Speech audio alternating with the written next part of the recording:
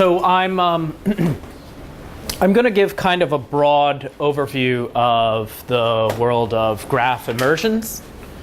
So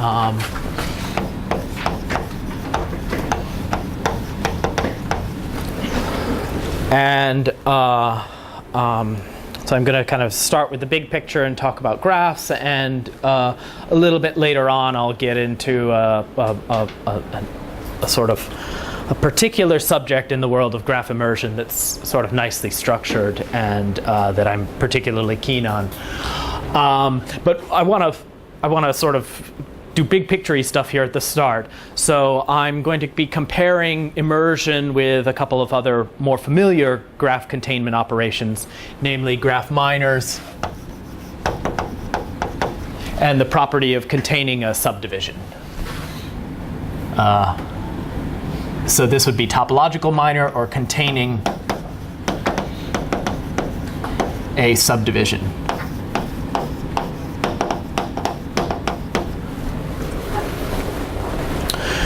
So in other words, I'm going to be interested in taking a big graph G and asking, does my big graph G contain a smaller graph H in one of three different ways here, either as a minor, or containing a subdivision of H, or containing H as an immersion. And let me just give you a very quick example. So these are our containment relations.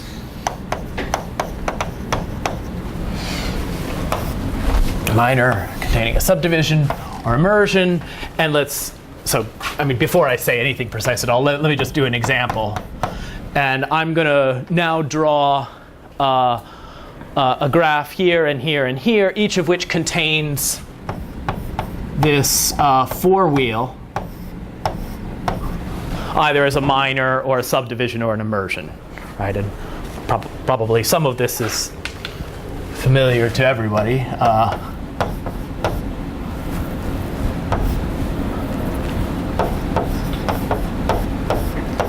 So this is my big graph G. This is my small graph H. This big graph G contains H as a minor, because if you contract this pink edge, then you get down to this one, right?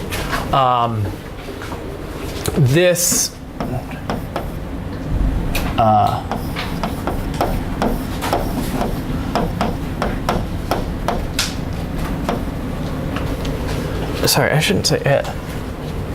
Yeah, so this graph contains a subdivision of this graph, right? So that big graph, I can get this big graph contains a subdivision of this, because you can get you can get from this graph to this graph by getting rid of these degree 2 vertices. And the last step will be immersion.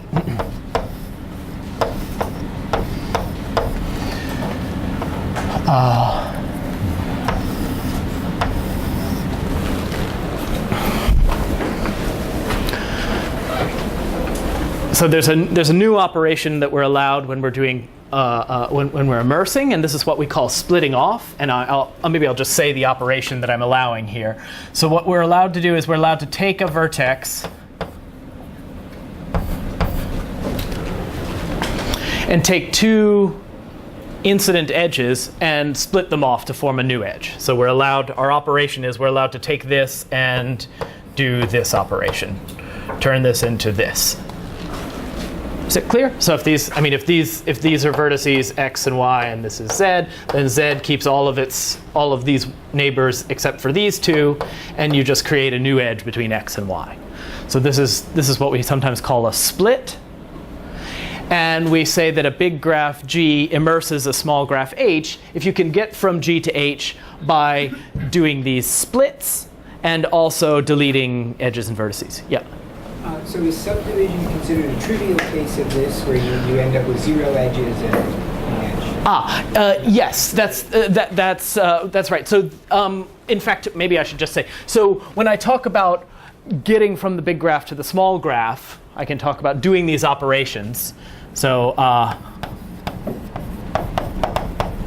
in all the cases when I'm going from the big graph to the small graph, I'm allowed to delete vertices and edges. So you can always delete.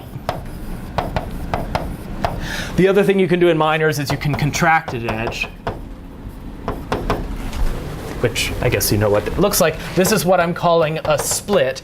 And over here, the operation you're allowed to do is kind of what I'd call suppressing a vertex. So if you have a vertex of degree 2,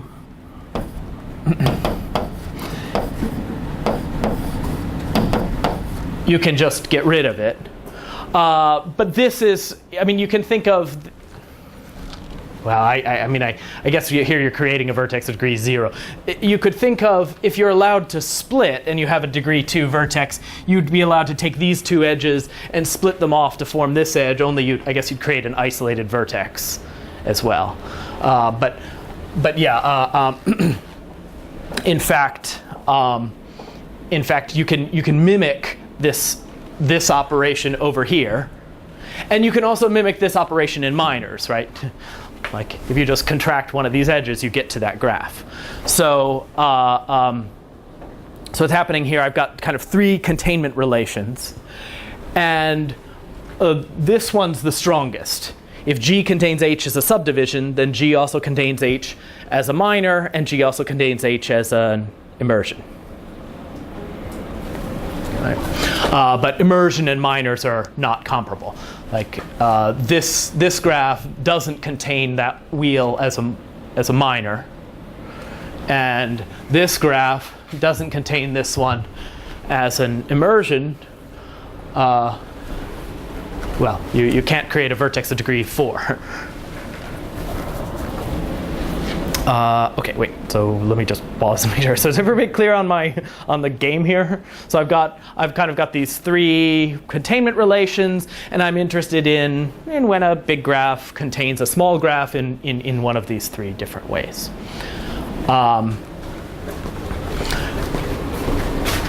Maybe I'll point out as well. So if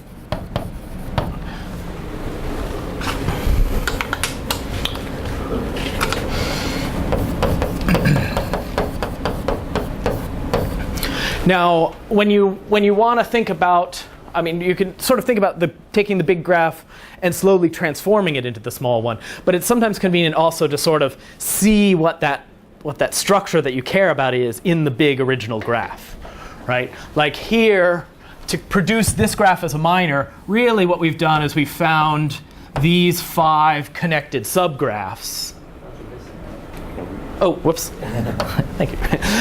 We found these 5 connected subgraphs, and these connected subgraphs correspond one-to-one with the vertices here, and we have an edge between 2 connected subgraphs here if there's one here. And that's what that's somehow seeing what the minor is in the original.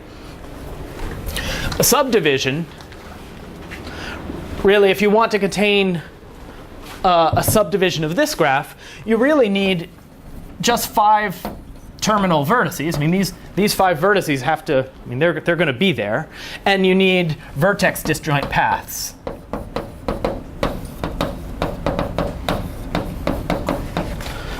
In the right places, right? So I can think about what does it mean to contain this particular graph as a subdivision, contain a subdivision of that? Well, it means that your graph contains 5 special vertices and a certain collection of internally disjoint paths between them. What's happening over here? Well, if you want to contain something as an immersion, really this is just edge disjoint paths, right? So if you want to contain that 5 wheel as an immersion, what you really need are just 5 vertices, these terminals, and you want edge disjoint paths between them. If you think about what's going on in this operation, that's exactly what you do preserve, right? If you sort of undo this operation, if you move down to this graph and then start going back, what happens is these edges that were nicely disjoint over here, when you do the reverse of a split, may come together, right? Like in our case, we're going to take these 2 pink edges and split them off to get this edge, and that gives us the 4 wheel as an immersion. But what it really looks like in the original is these 5 terminals plus a collection of edge disjoint paths doing the right thing.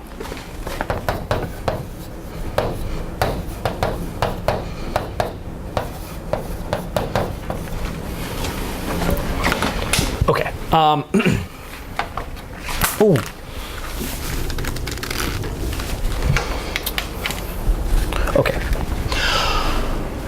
So this is so this is how I'm sort of thinking about my world, and now I want to talk about some theorems. So the first thing I'm going to talk. I guess I should have said at the start. I've been kind of thinking about immersion and trying to think about it as a nice analog of minors for a number of years now, and I'm trying to give the sort of big picture of what we know. I'm going to mention a whole bunch of different results that are joint with sort of various other co-authors, and I'll just sort of spring them up at the right time. So one kind of natural question that we have once we've got these sort of relations is, when does your graph contain a particularly nice graph as a minor, subdivision, or immersion, right? And well, one particularly nice kind of graph is a complete graph. So when does your graph G contain the complete graph on T vertices, say as a minor, or as a subdivision, or as an immersion? And in all three cases, we now know best possible bounds on the average degree of your graph, which force it to contain KT. Yeah.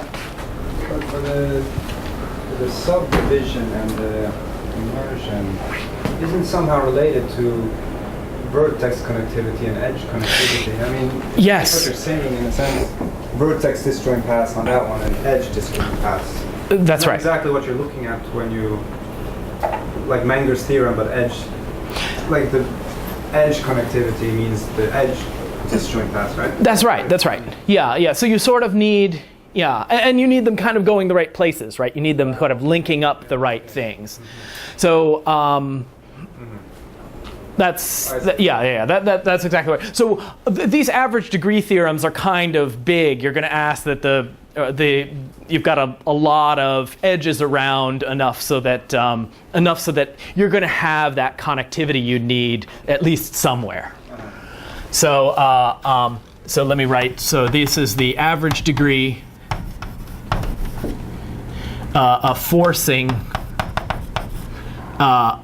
KT. So let me just write. So this is omega of t square root log t, and this one's due to it's Kostochka and Thomason.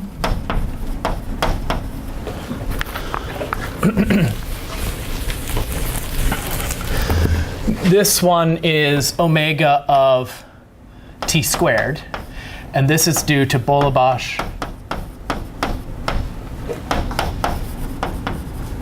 Thomason, and independently by Komlosh and Semeretti. The first one is also independent, right? Sorry. Oh yeah. Sorry. Yeah. This one. Yeah. Okay. That's I've got the right, or at least I'm consistent notation-wise. So these two guys independently did this, and this is best possible. And let me say what I mean by this. So what's going on here? So what I'm claiming here is that if you have a graph. Well, actually, let me say the constant first. What I'm claiming is that there's some universal constant c, so that any time you have a graph whose average degree is at least c times t square root log t, your graph must contain kt as a minor. And in fact, this is best possible. So there's some other constant c prime, so that there exists a graph of average degree c prime times t square root log t that does not have kt as a minor. Right? So this is really the best. This is really the right function. So that's proved by Kostochka and Thomason. For subdivisions, this is t squared. So you need, so average degree constant times t squared will force a kt as a subdivision. And in fact, that's best possible. The reason you can't do better here is actually just a random graph. So if you take a random graph where each edge appears independently with probability 1/2, on, actually, let me just say it on n. So if you take a random graph, each edge appearing independently with probability of half on n vertices, then you don't expect to see a subdivision of more than about k square root of n. Right? So if you were hoping to find a subdivision, suppose you were hoping to find a subdivision where the number of vertices, the subdivision of a complete graph on more than n to the 1/2, say n to the 1/2 plus epsilon vertices. Now, if you look at a subset of that size, I mean, it's just gone away. But in order to find a subdivision, I have to pick those terminals. I have to pick those vertices that you're going to use in the complete graph as nodes of the complete graph, right? So you kind of have to pick, in this case, like n to the 1/2 plus epsilon vertices. And if you look at any subset of that size, you'll be missing about half the edges. So for each of those missing edges, you're going to need to have a path of length at least 2, and all of those paths have to be vertex disjoint if you're looking for a subdivision, and you just don't have enough vertices left, right? Because you're going to need, you need about square root of n choose 2. Yeah. So you're going to need to put back, you're going to need to put back slightly more than n, slightly more than n edges. I don't understand. If you have a random graph with probability half, I mean, this is dense, no? This graph. Yeah. So you're But t is constant. No, t is the square root of n. no, t in my case is going to be like n to the 1/2. But I have an arbitrary graph, and if the average degree is greater than 9, right? Or t squared. If I want to find a k3, right? T Right. is fixed. And I'm looking at arbitrary graph of vertices. Sure. Yes. So Sorry, I'm trying to show why this. I was just trying to show why this one's tight. So I'm trying to produce a particular graph where the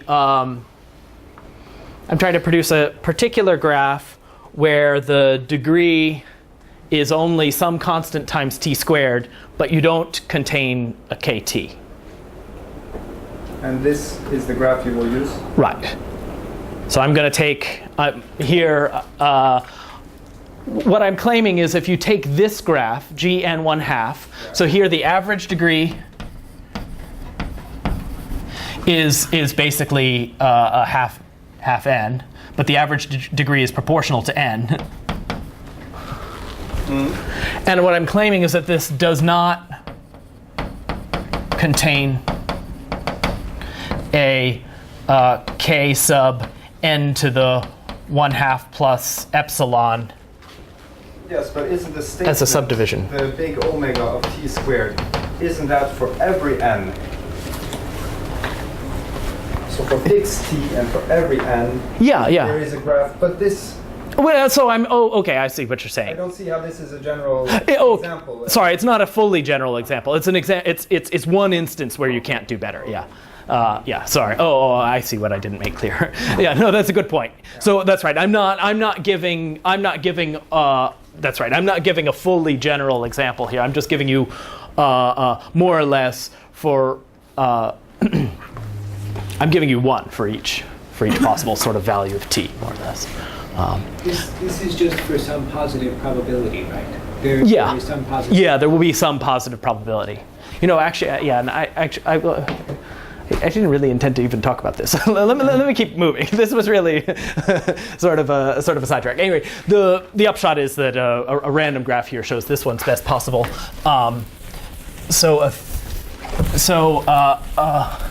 A little while back, we were able to establish the right bound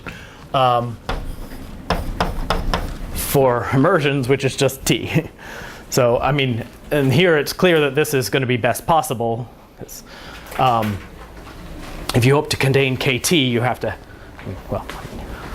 have at least average. I mean, you have to be able to force a graph of degree at least t minus 1. So, and this is now I'm going to get The name's not in order probably, but this is joint with Zdenek Dvorak and Jacob Fox and Jessica McDonald and Boyan Mohar and Diego Scheida. Oh, and well, me. Sorry. Yeah. I don't want to say too much about the argument, but the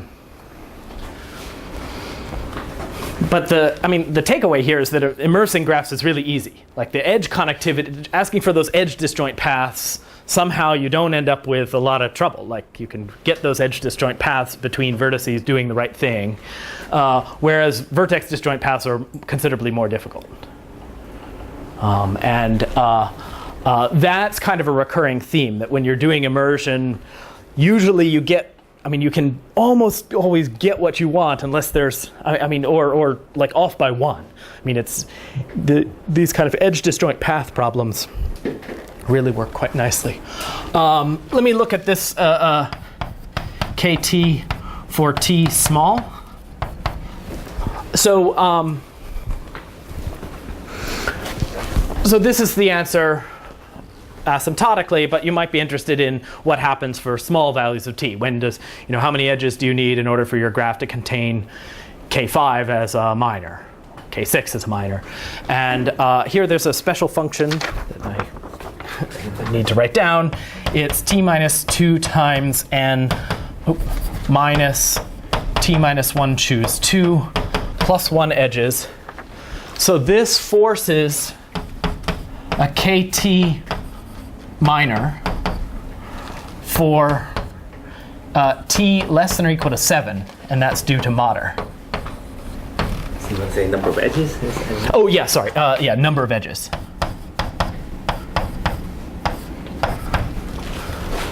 Okay, so this is a precise, telling you the number of edges is saying average degree very precisely, right? The number of edges is at least this, it forces KT as a minor. And you'll note here, if you're interested in K5, you know some big graphs that don't contain K5 as a minor, right? If you take and I guess number of vertices is here's n as it always is. But if you take a planar triangulation on n vertices, then the number of edges will be 3n minus 6. All right, so that's a consequence of Euler's formula. And over here, if you plug in 5 here, you're going to get 3n minus, exactly minus 5. Right? So if your number of edges is at least 3n minus 5, you're guaranteed to have K5 as a minor. There's further work on this. This stops being true. You might have hoped it was always true, but it's not. If you're looking at K8, the graph that you get by taking a complete graph on 10 vertices and deleting a perfect matching, that graph, it turns out, it would be violating this theorem for the next step up. So it has slightly too many edges and it doesn't contain K8 as a minor. But Jorgensen proved that all of the graphs that violate this inequality for T equals 8 have a very special structure. They're obtained from that one I just described by putting them together in special ways. So let me just say the exceptions to this are characterized by Jorgensen for T equals 8, and this is by Robin Thomas and Shisha? Yeah.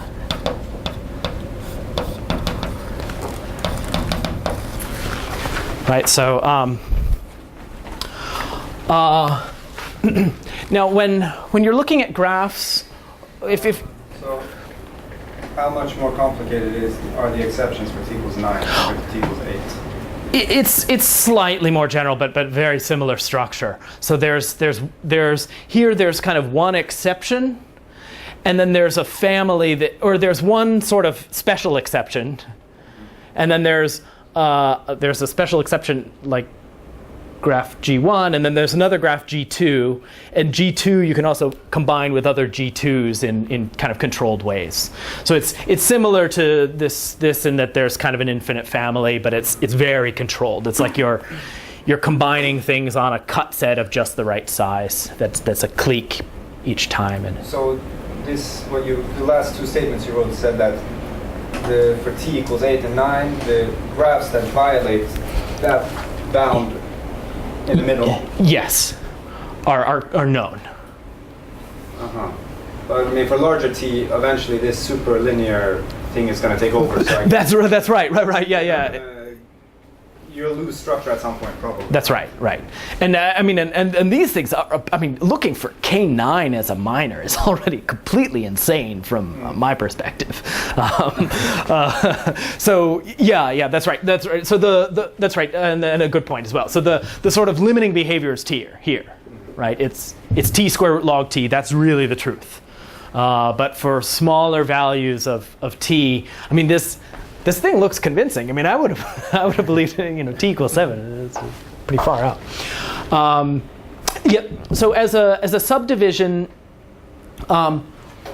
what's happening? Well, if the big graph that I give you G is actually just max degree 3, then the concepts of immersion and subdivision and minors are. Sorry, that's not what I meant to say. Sorry, if the small graph that I'm looking for, H, it has maximum degree 3.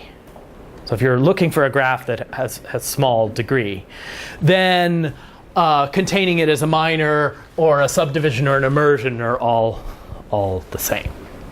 Okay, so in particular, if you were looking for K4, I mean, what it means for a graph to contain the complete graph on 4 vertices as a minor or as a subdivision or as an immersion, those are all the same. And so in particular, we get a bound over here from plugging in t equals 4 into this bound. So it's number of edges at least 2n minus 2. This forces a K4 subdivision. And this is easy. I mean, that's very easy. Really, really hard is a theorem of Mater that says also if you eclipse that bound for planar, you're forced to contain K5 as a subdivision. So if the number of edges is at least 3n minus 5, this implies K5 as a subdivision.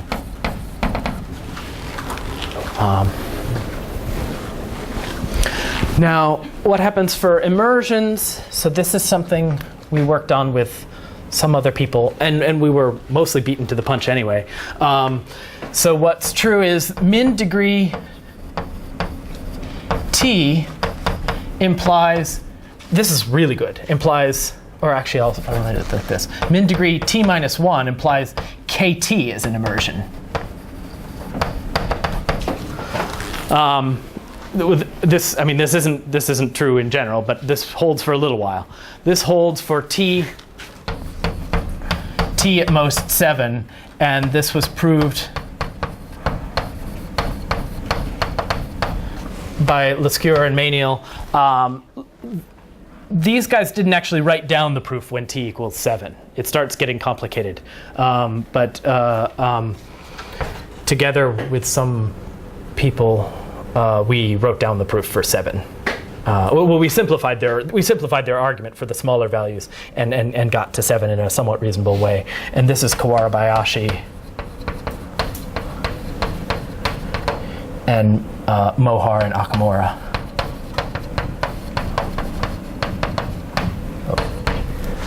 The name? Or? Yeah, sorry. I snuck mine in at the end. Yeah, and that's also, I mean, this stops being quite true for higher values. So if you take the graph K12 and you delete the edges of 3 triangles,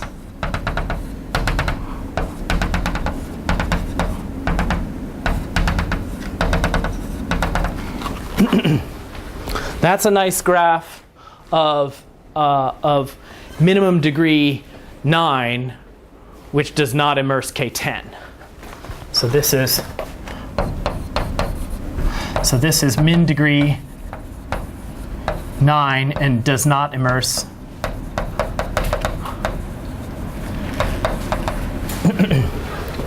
K10. Although, I mean, it's like a parity thing that's gone wrong. I mean, you've got this extremely dense thing. If you wanted to immerse K10, you're going to have to use 10 of these vertices as the 10 vertices of your K10. So you probably pick something like this. And now you're going to have to use paths. So you've got these 2 vertices here. I mean, you've got a lot of the edges of your K10 already. You can see what's missing, these guys. But for each of these missing edges, you kind of need to route a path that's going to go through one of these 2 vertices. I mean, or at least that's your best hope. Your only legitimate hope is to route paths through these guys, just some paths of length 2. But there's a little kind of parity obstruction. These 2 vertices don't service this triangle very well. And as a result, you won't immerse K10. So this is sorry. So this example shows it's going to be false at some point. Actually, more generally, there's oh my gosh, I'm losing her name. There's a recent theorem that provides counterexamples for all values of t 8 and higher. So this is false for t at least 8. But if I had to bet it, I'd bet it. I mean, it might only be off by 1. Like, near as I can tell, when you're trying to find these edge disjoint paths, you're looking for these immersions of natural graphs. Really, the only thing that, I mean, like, nothing gets in your way. It's just small edge cuts and maybe some little kind of parity issues or something kind of at the boundary.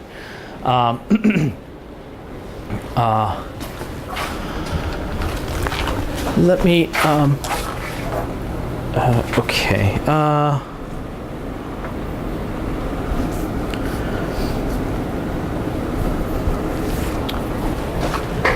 Okay, let's put that aside, and I'll mention just a couple other things in this setting, and then I'll jump.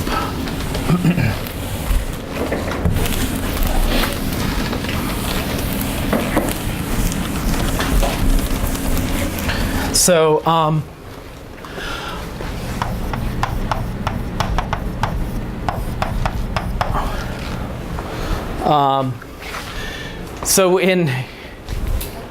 for all 3 of these, there are kind of coloring conjectures that say, well, if your graph does not immerse or does not contain a certain complete graph, then you should be easy to color.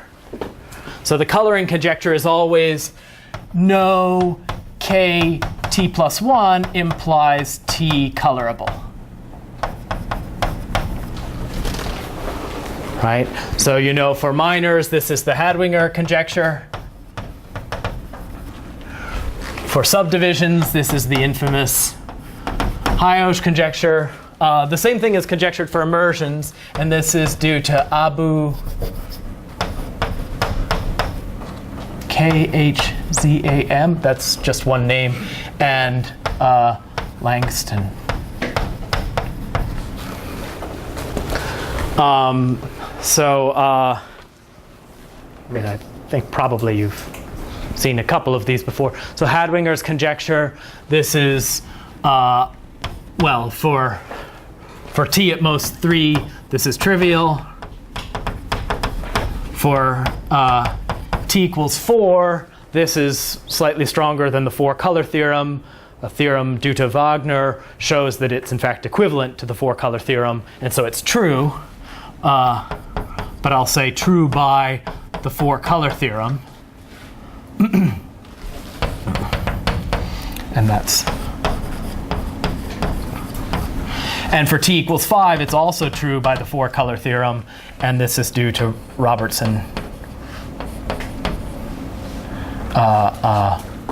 Sanders, Seymour, and Thomas. So the High-Osh conjecture is rather infamous because it's almost always false, right? Like the poor guy made a conjecture that sounded reasonable, but in fact it was almost always wrong. It's still true for t at most 3 for pretty trivial reasons. If you have a graph of minimum degree 3, it will already contain K4 as a subdivision, and so you don't have to worry about graphs of min degree 3, they're done. For any other graph, for graphs that don't contain a graph of minimum degree 3, they're too degenerate, and that makes them easy to 3-color. So High-Osh's conjecture, it's false for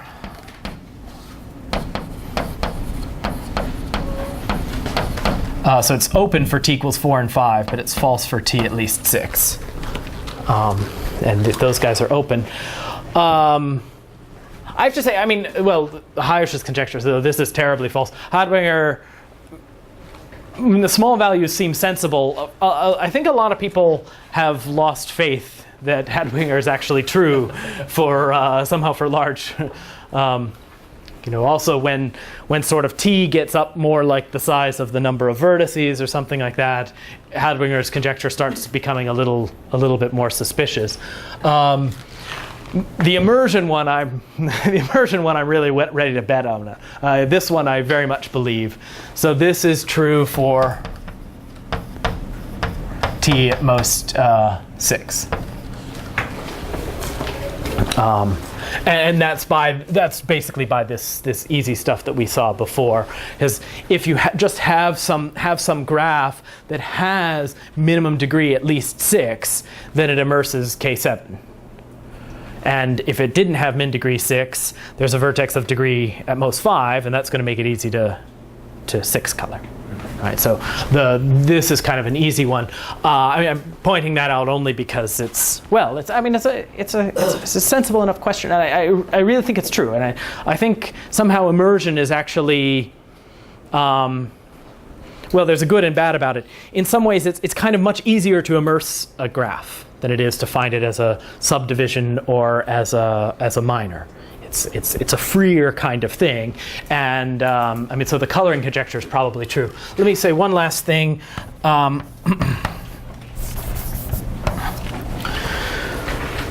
So these containment relations we have are give rise to a quasi-order. So each of these containment relations is a quasi-order, which just means that it's a relation on graphs that's reflexive and transitive. Right, so if G contains H as a minor and H contains K as a minor, then G contains K as a minor. A famous result, a very, very famous result due to Robertson-Seymour, is that graphs are so-called, graphs under the relation of minors are so-called well quasi-ordered. And what that means is that if I were to give you an infinite sequence of graphs, somewhere in the list you'll find an earlier one that's a minor of a later one.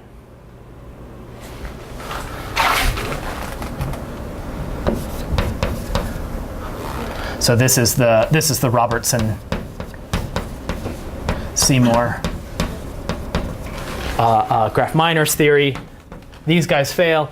Also, Robertson-Seymour got this one using a lot of their work on graph minors.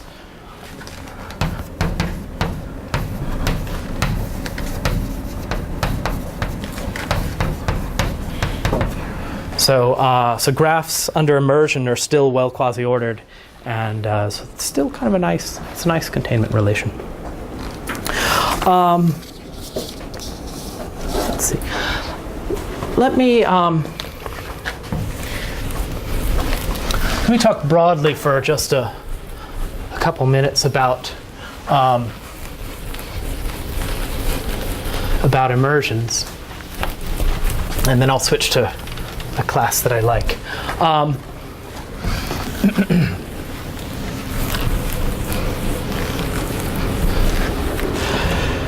So for graph minors, we have lots and lots of theorems that tell us what it means, what the class of graphs not containing a certain graph as a minor look like, right? I mean, you've got the famous theorem of Wagner and Kuratowski that says your graph is planar if and only if it has no K5 or K33 as a minor. So it's a very nice structure there. Also, we know that this theorem of Wagner, he understood the class of graphs with no K5 as a minor, right? So if you're interested in graphs with no K5 as a minor, well, the big ones are planar ones, but there are some other ones like K33, and he shows you how you can build all of those graphs, in fact. So he gives you a structure theorem. We've looked into the structure of graphs not containing a particular graph as an immersion, and it gets really complicated. It gets really messy. Let me mention a couple of things. Actually, let me just say one a new theorem that's myself joint with McDonald and Malkin.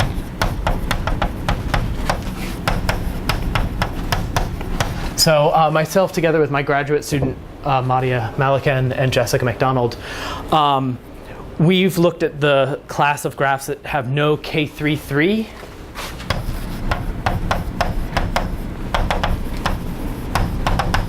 Immersion. And well, I'm not going to say this statement precisely, and it actually gets a little bit messy, and the proof is terrible. But what's true is that these graphs are somewhat controlled in the sense that they reduce down to things that we understand. No K33 immersion implies that the graph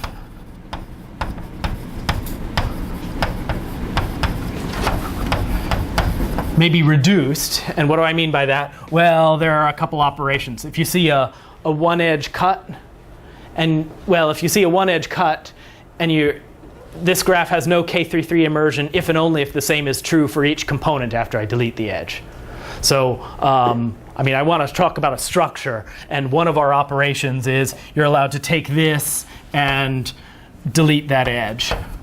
And I'll say a couple more. You're allowed to take, once you've done that, if you saw this, you'd be allowed to replace this with something that looked like that, if you know what I mean. Mm-hmm. And as well, if you have a three-edge cut, then you can replace it by two graphs like this. And what's true here is that, I mean, assuming you're building your connectivity along as you go, like assuming you have a graph that is three-edge connected, then this one immerses K33 if and only if this new one does over here. So we're going to do these operations, and there's one more I have to do. You can also take this structure and turn it into this one. It turns out that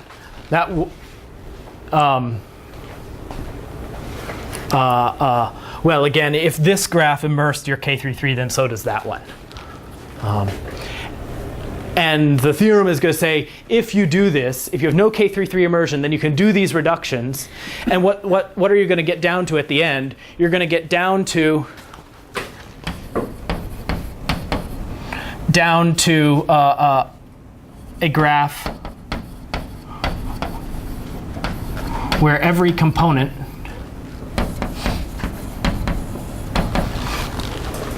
is either one of two things. Either it's a planar graph of maximum degree 3,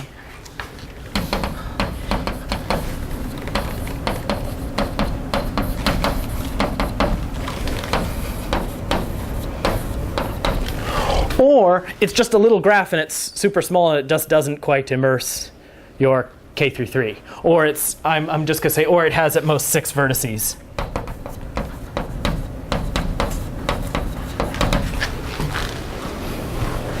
Okay. So, I mean, this isn't exactly a precise structure theorem, or it's not an if and only if right now, because if you have 6 vertices, you might still immerse K33. But, I mean, I can say a sharper thing here, but it's overly technical, so it's not worth it. What's happening again here is, in a sense, I mean, there's almost no obstruction. I mean, there's no reason you don't contain K33. Like, the only real decent reason is that your whole graph is just planar in maximum degree 3. If it's planar in maximum degree 3, then, I mean, you don't immerse anything that's not planar. And I mean, K33 has max degree 3, so isn't it like equivalent to having as a topological minor or subdivision?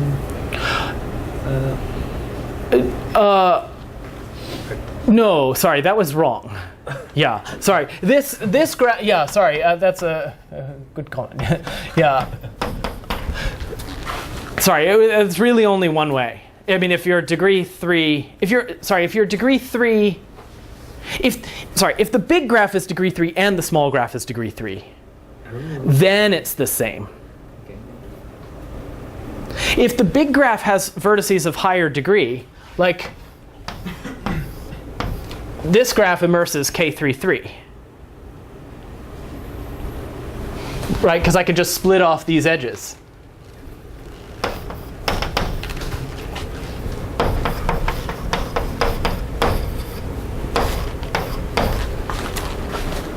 And that's K33. So yeah, sorry, I did say that wrong. Yeah. So if the big graph and the small graph are max degree 3, then immersion has lined up with the other concepts. I mean, for minors and subdivisions, it's if your target graph is max degree 3, then it's true that minors and subdivisions are the same, right? Because when you look at the model for a node, you don't need it to be anything more than just the vertex. Yeah, sorry. So those two lined up, and these two didn't. But for planar graphs, if you're doing immersion and your whole big planar graph is degree 3, then you can't immerse. I mean, you won't immerse anything that's not planar. Okay. So anyway, so kind of, I mean, sort of. Well, I don't know if it's a good thing or a bad thing. I mean, but sort of the thing that we're seeing over and over is that there's not much reason why your graph doesn't immerse some given target graph. Like if you just have a chance, then usually you should immerse that target graph. So unlike say the world of graph minors, unlike the world of graph minors where you have this sort of rich topological obstructions, right? There's one natural reason why your graph doesn't contain this big complete graph as a minor is, well, maybe you can embed your graph on some surface where you can't embed that complete graph, right? So should I stop? Should I be stopping now, or should I be stopping in? Up to you. Now you can start at any time within 10 minutes. Okay, let me just very quickly advertise a certain class of graphs that works really beautifully under immersion, and where some topological obstructions arise again. So I'm now going to look at 2 regular digraphs. So by that I mean each vertex has 2 in edges and 2 out edges. And now I'm going to talk about doing splits, but I don't want to deal with vertices degree 2. When I do a split at a vertex, I'm just going to pair up each of the in edges with an out edge. So this vertex has 2 splits.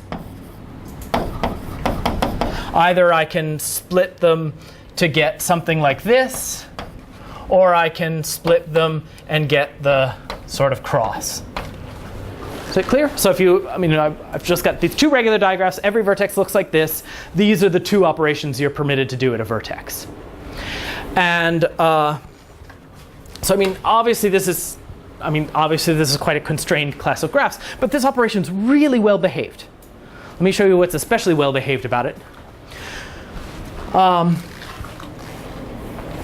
Well, there's a natural type of embedding of these graphs in surfaces. Let me see what that is. So here's a nice way to draw one of these graphs in a surface. Suppose you can draw it in a surface, so you can embed your graph in a surface so that at each vertex, the kind of local rotation scheme looks like this. So it goes sort of in edge, out edge, in edge, out edge. Right? So the two edges of the same type are opposite. If you have taken your two regular digraph and embedded it in a surface with this property, then you can actually realize any of these splits while staying embedded in the same surface. Right? So for this vertex, there are two ways to split it. You could either pair off this edge and this edge, or you could pair off this edge and this edge. And what's true is that in both cases, that new digraph you've created, that new two regular digraph, is still embedded in the same surface. Right? So that's the same thing. I mean, that's a nice thing that you had for planarity, right? So if you're and in general with embedding ordinary graphs on surfaces, right? If you contract an edge, that new graph that you've got still is embedded in the same surface. And in fact, this theory has been mapped out very, very thoroughly by a fellow named Thor Carl Darwin Johnson, who was a student of Seymour's at the same time as me. And in fact, there's a precise parallel of the whole of graph minors theory for this class of digraphs under immersion. And I'll just say I'll say one nice thing that.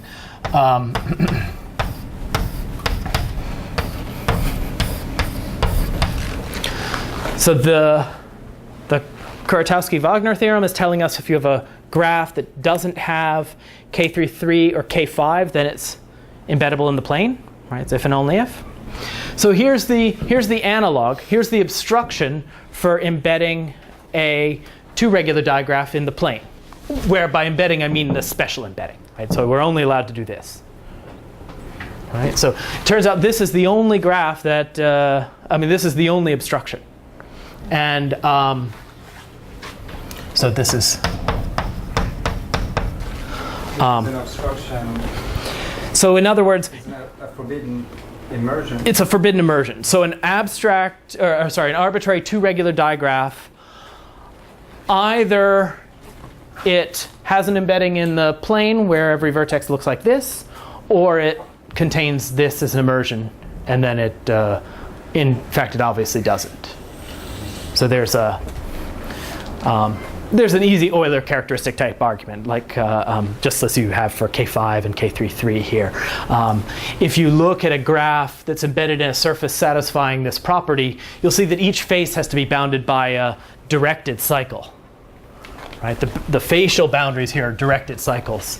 And that means that you aren't allowed to use any of these guys as face boundaries, and that forces all the faces to be long. And that gives you the Euler characteristic obstruction. So this guy doesn't embed in the plane. And what's really nice is that this theory seems to be better. So in the fall of last year, together with Dan Archdeacon and Boyan Mohar and another student of mine named Stefan Hanny, we worked out all the obstructions for the projective plane. And there are only 4, and they're simple. And we believe that we can as well do the torus.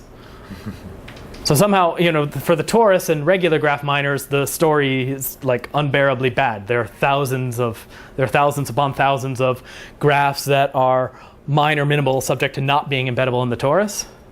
But for this class of graphs under immersion, the torus is still well behaved. And so I think there's some. I'm a big fan of this class of graphs under immersion. They really behave quite nicely. I think there's a lot of theory still to be done there, but I think maybe I'll wrap up there. Thanks.